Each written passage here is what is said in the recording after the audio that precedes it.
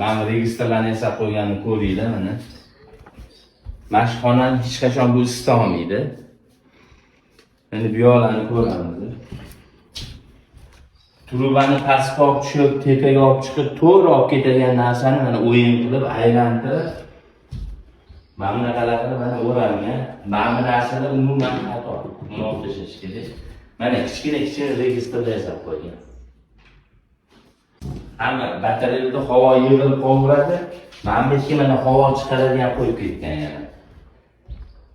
Bu ustani ishi emas. Qo'pol qilayotganda. Trubani xohlaganda qo'polliklar mana tortilgan narig'ini chiqamiz. Mana o'yinlarni remont tashlashgan. Doim ataklenidan keyin remontdan keyin chaqirishadi bizlarni. 3 qator qilib 50 tali trubadan 130 qilib yasab tashlagan.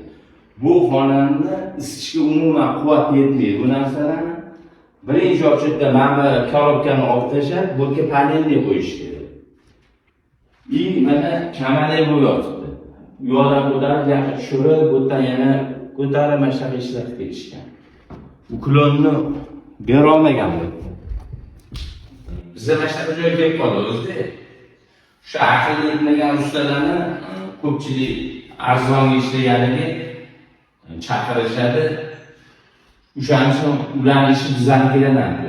Arzon gap ketaveradi, aqlli etadimi, yetmaydimi farqi yo'q. Maqsad pulni olib ketish. Bizga kelsa, ertaning telefon qilib bezovta qilmasin degan maqsadda chiroyli qilib, hamma ko'chgan bir qilish degan ketamiz. Bu xonadonda 100% xato qilingan. Hozir bu hammani ochib boshqatdan noldan zo'r qilib beramansan, u yerga senga yoqmayapti o'sha. $2,000 rasol qilishgan yoqmaydi, hech kimga bu narsa. Endi hech qanday biznesdan nima ish qilish mumkin? Trubalar mana pullarni natalasini chiqarishgan hamma. Podvollar bor, chevrilar baland, chevrachlik sistema qilsa bo'ladigan joy edi o'zi.